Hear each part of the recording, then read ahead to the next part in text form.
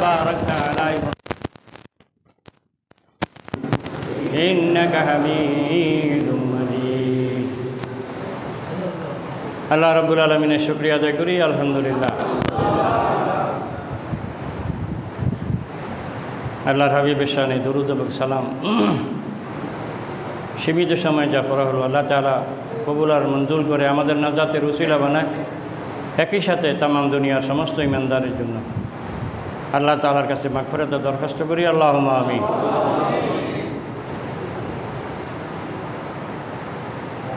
আজকে তামাম পৃথিবীর মানব জাতির জন্য আল্লাহ তাআলার পক্ষ থেকে দেয়া গাইডলাইনের যা আওয়াজ সারা দুনিয়ার মসজিদের মিম্বার থেকে তোলা হয়, তারই সূত্রপাত মহরমের প্রথম খুতবা। এটা বিশ্ববাসীর প্রতি আহ্বান। একই সাথে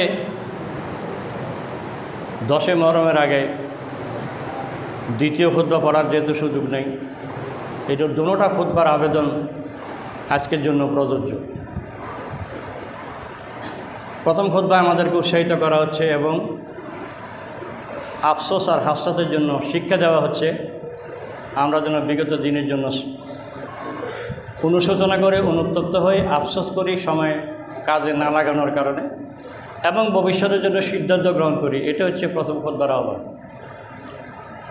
আর এটা শুরুতে বলা হচ্ছে আলহামদুলিল্লাহ, তামাম তারিফ আল্লাহর ওয়াকাদের শুহুর ওয়াল আওয়াম, যিনি মাসকে নির্ধারণ করেছেন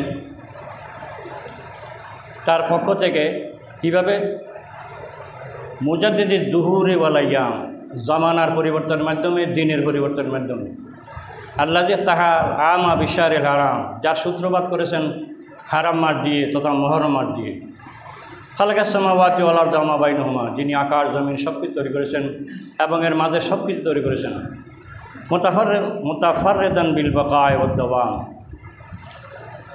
আল্লাহ তাআলার হামেশার জন্য আল্লাহর তরিকা, সিলসিলা, রেওয়াজ, রসম একই রকম। অতএব লা ইলাহা ইল্লাহুল মালিকুল কুদ্দুস, আল্লাহ ছাড়া কোনো ইলাহ নাই, যিনি সমস্ত কুদরতের মালিক এবং শান্তির মালিক। আহমদ হামদান কাসিনা দাওয়াম, আমরা আল্লাহ তাআলা তারিফ করি বহুত অব্যাহতভাবে। একই সাথে ওয়াশহাদু আল্লা ইলাহা ইল্লাল্লাহ, আল্লাহর ওয়াহদানিয়তের ঘোষণার সাথে আল্লাহ যে লা শরীক, এটাও ঘোষণা দেওয়া হলো শাহাদাতান আদাখিলু ওয়া ইয়াউমিল কিয়ামা। এই সাক্ষী কিয়ামত পর্যন্ত অব্যাহত থাকবে, অন্য বান্দাদের মাধ্যমেও আমাদের মাধ্যমেও। ওয়াশহাদু আন্না সাইয়্যিদানা ওয়া নাবিয়্যানা মাওলানা মুহাম্মাদান সাল্লাল্লাহু আলাইহি ওয়া সাল্লাম, এবং আমরা সাক্ষী দিচ্ছি আল্লাহ তাআলার পয়গম্বর, যিনি আল্লাহর বান্দা এবং আল্লাহর রাসূল, নাবিয়ুন আরসালাহু রাহমাতাল লিল আনাম, তামাম কায়নাতের জন্য যিনি রহমত হিসেবে আবির্ভূত হয়েছেন। এখানে প্রসঙ্গত উল্লেখ ওয়া মা আরসালনাকা ইল্লা রাহমাতাল লিল আলামিন, যেমন কোরআনের বাণী, আল্লাহর পয়গম্বর সমস্ত সৃষ্টি জগতের জন্য রহমত। এটা 100% ঠিক, তবে রহমত যারা নিবে তারা হবে আমভাবে।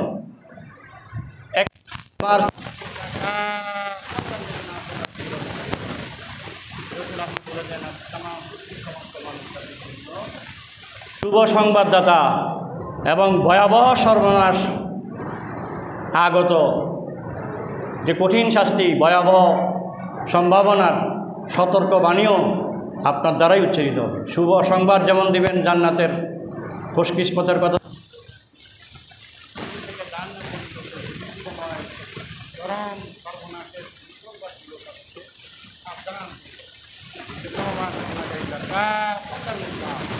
তামাম পৃথিবীর মানুষ জাতির জন্য বাশীরা ওয়া নাযীরা, একদিকে শুভ সংবাদদাতা, আরেকদিকে সতর্কতাকারী।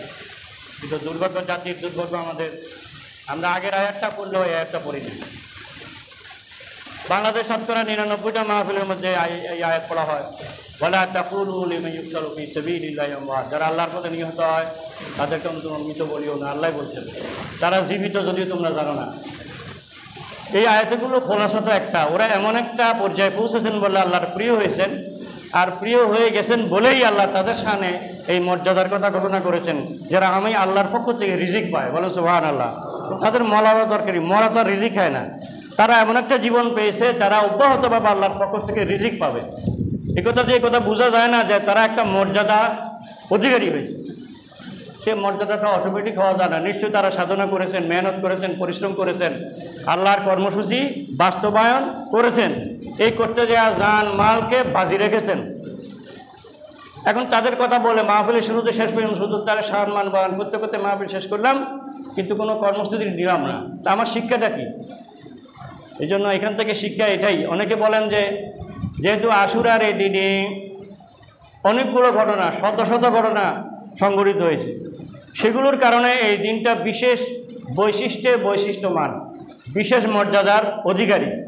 সেই দিনটাদের মধ্যেই এমন একটা বিষাদের কালো মেঘ আনন্দঘন মুহূর্তকে ছাই করে দিল, সমস্ত পৃথিবীর ইমানদারদের কলিজার মধ্যে আঘাত দিল যে আহলে বাইতদেরকে নির্মমভাবে হত্যা করা হলো ডেকে এনে।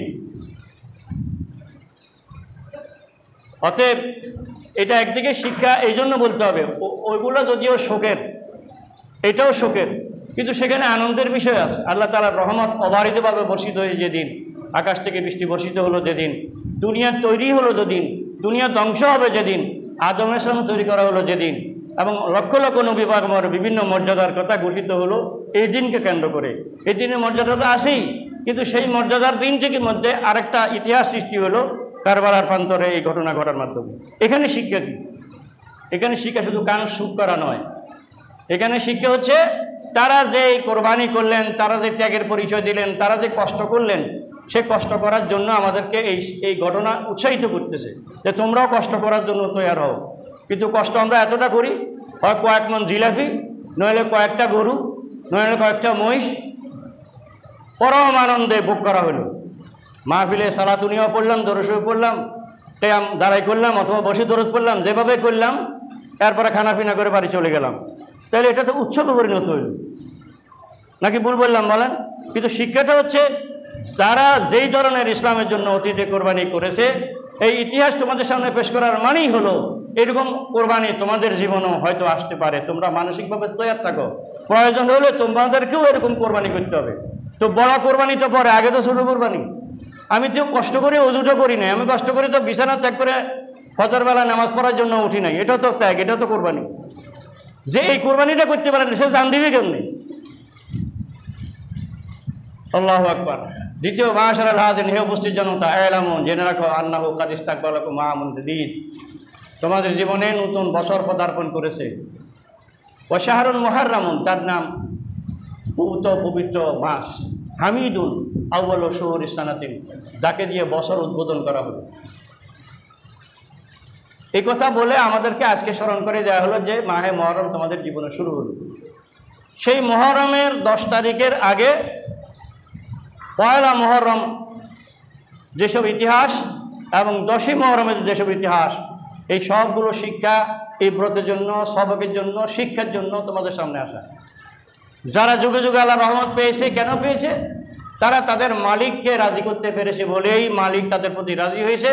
মালিকের পক্ষ থেকে এহসান হিসেবে, করম হিসেবে, রহমত হিসেবে, বরকত হিসেবে, দয়া হিসেবে মালিক তাদের প্রতি হাত প্রসারিত করেছে। অতএব তোমরাও যদি সেরকম মালিক বনে যাও, আল্লাহর দরওয়াজা আল্লাহ বন্ধ ঘোষণা করে নাই, বরং কিয়ামত পর্যন্ত উন্মুক্ত। আল্লাহর পয়গম্বর বলেন, যেদিন পশ্চিম দিক থেকে সূর্য উদিত হবে না, তার আগ পর্যন্ত এই দরওয়াজা সারা দুনিয়ার সমস্ত ইমানদারের জন্য খোলা। সুবহানাল্লাহ। তো খোলা তো রাখলেন। ওই কথা ঘুরে ফিরে আগেরটা, আমি তো ছোট কোরবানিটাও করতে শিখি নাই, বড় কোরবানি তো প্রশ্নই আসে না।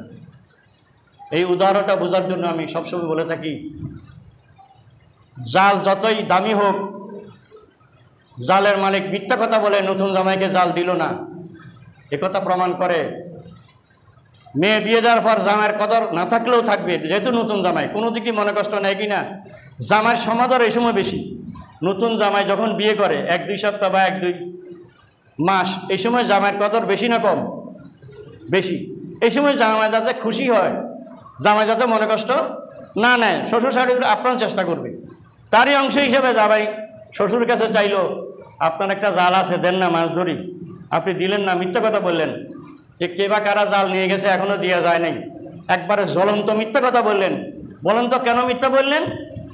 জালের মায়ার কারণে। আমি বুঝাইতে পারলাম কিনা বলেন? যদি শ্বশুর বাবাজি জাল দিয়ে দেয়, কি প্রমাণ হয়? তার কলিজায় জালের মায়া যতই থাকুক, জামাইয়ের মায়া নিশ্চয় আরেকটু বেশি, এই জন্য জাল দিলেন। এই উদাহরণ দিয়ে আমি সারা দুনিয়ার ইমানদারদেরকে সবক দিতে চাই, আল্লাহর কাছে সবচেয়ে প্রিয় যিনি মুহাম্মদ রাসূলুল্লাহ।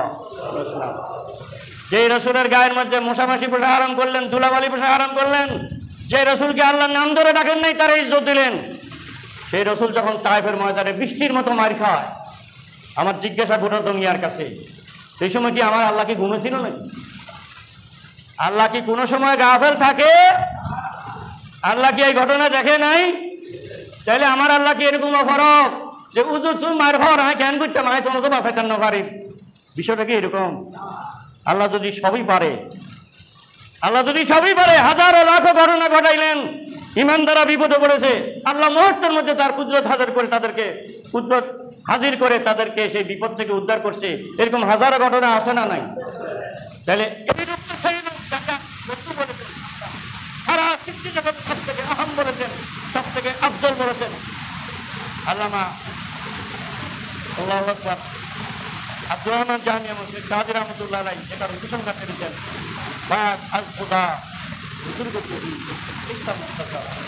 ও আল্লাহর পয়গম্বর, তোমার সম্মান মর্যাদা আমাদের জবানে মানায় না, আমরা কি করে বলি তুমি এত দামি এত দামি এত দামি, তোমার দামের কথা বলার কোনো ভাষা নাই। তবে উপসংহারকারী এ কথা বলে আল্লাহর পরে সম্মানের দ্বিতীয় মর্যাদা করি মুহাম্মদুর রাসূলুল্লাহ। এবার আপনারাই ফতোয়া দেন, যেই পয়গম্বরের এত দাম এত দাম এত দাম, যে পয়গম্বর অনেক সময় দোয়া না করলেও আল্লাহ কবুল করে, সুবহানাল্লাহ, হাত তোলে নাই এখনো।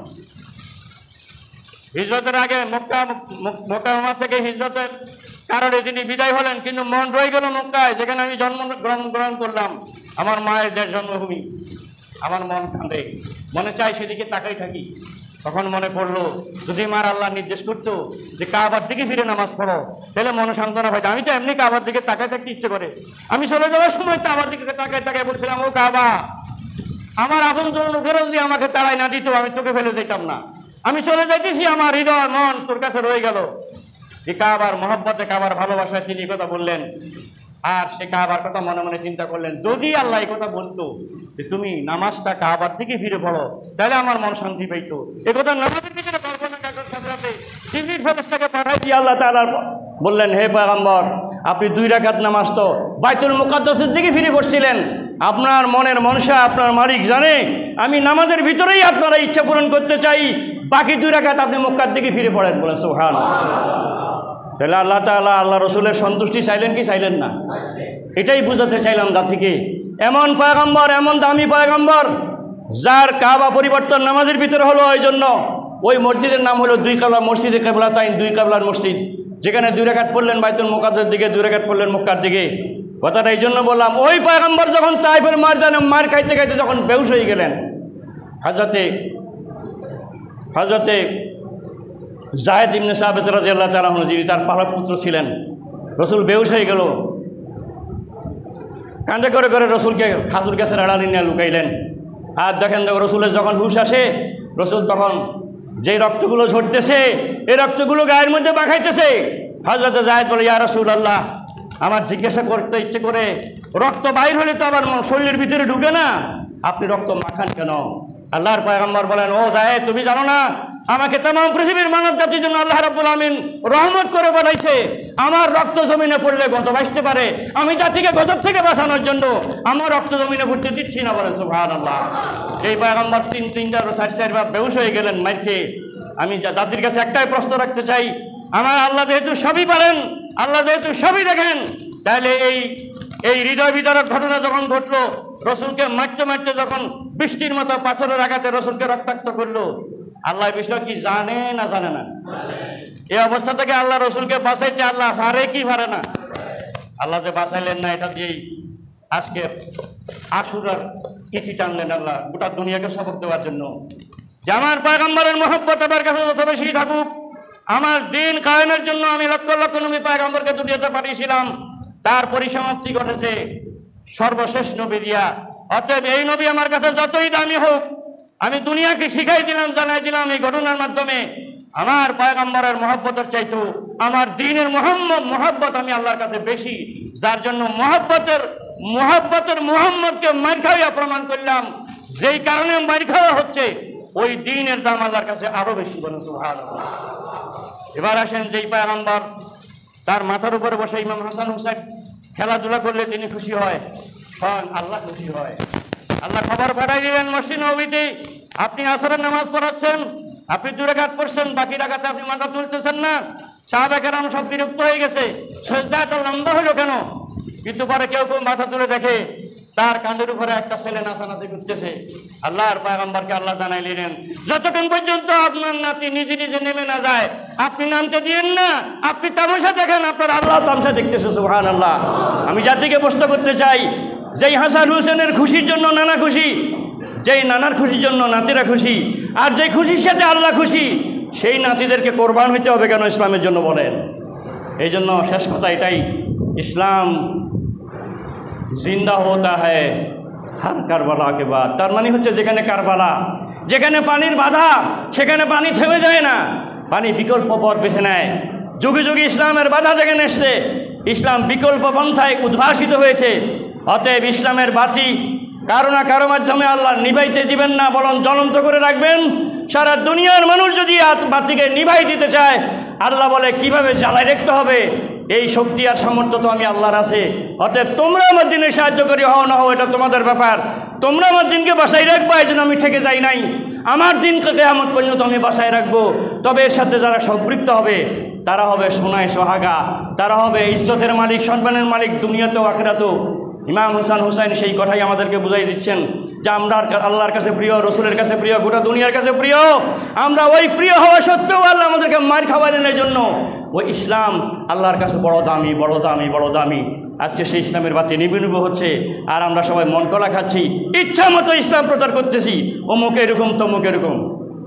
অতএব আজকের আলোচনার শেষ কথা এটাই, আমার আপনার জিন্দগি থেকে दिन की सूरज डूब रही है तुम हमारे सामने, दिन की सूरज डूब रही है तुम हमारे सामने, रोज़ हशर में क्या जवाब है, रोज़ हशर में क्या जवाब है मुस्तफ़ा के सामने। আল্লাহ রাব্বুল আমিন যদি বলেন আমার মুস্তফা যেভাবে কোরবান হলেন, দাঁত ভাঙলেন, মাথা ফাটাইলেন, তার নাতিদেরকে যেখানে কোরবান করলেন, গোটা দুনিয়ার অসংখ্য বান্দাবান্দি কোরবানি করলো, তাদের জানমালকে তোমার দিনের জন্য উৎসর্গ করলো। ও আল্লাহর গোলাম, তোমার চোখের সামনে আমার দিনের বাতি কী করে মিটে যায়? এই প্রশ্ন আসবে। এই প্রশ্ন হাসিল করার জন্য গোটা উম্মাকে সবক দিচ্ছে আজকে মহরমের এই শিক্ষা। আল্লাহ তাআলা আমাদেরকে আমাদের প্রক্রিয়ার জন্য, তাজকিয়ার জন্য, পরিশুদ্ধির জন্য, এবং প্রথম খুতবার যে আয়াতে কারিমা ফি বুয়ুতিন আযিনাল্লাহু, আল্লাহ তাআলা যে ঘরগুলো দুনিয়াতে আছে, আল্লাহ নির্দেশ দিচ্ছেন আনতুরফাউ, সেখানে আল্লাহর আওয়াজকে তোমরা বুলন্দ করবে। ওয়ায়াজকারা ফিহা ইসমুহু, সেখানে আল্লাহর নাম নেওয়া হবে। ইউসাব্বিহুলাহু বিহা ফিহা বিল গুদুওয়ি ওয়াল আসাল, সকাল সন্ধ্যায় দুইটা টার্গেট। সকাল সন্ধ্যা মানে দিনের শুরু, রাতের শুরু, তার মানে 24 ঘন্টা আবাদ করার জন্য চিন্তা করবে।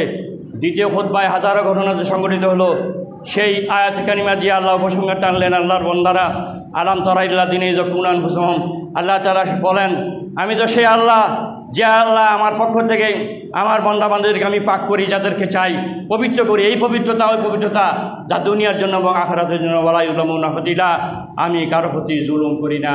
অতএব আল্লাহর সাহায্য চাওয়ার জন্য আহলে বাইতরা যেরকম পেয়েছেন, সাহাবায়ে কেরামরা পেয়েছেন, আউলিয়া কেরামরা পেয়েছেন, কিয়ামত পর্যন্ত ঈমানদার বান্দাবান্দিরাও পাবে, যদি আমরা তাদের যোগ্য উত্তরসূরি হতে পারি। আল্লাহ তাআলা গোটা কওমকে, গোটা জাতিকে সেই পথে পরিচালিত হওয়ার জন্য আল্লাহ তৌফিক নসিব করুন, আমিন। ওয়া মা তাওফীকি ইল্লা বিল্লাহ ওয়া মা আলাইনা ইল্লাল বালাগ। আসসালামু আলাইকুম ওয়া রাহমাতুল্লাহি ওয়া বারাকাতুহু।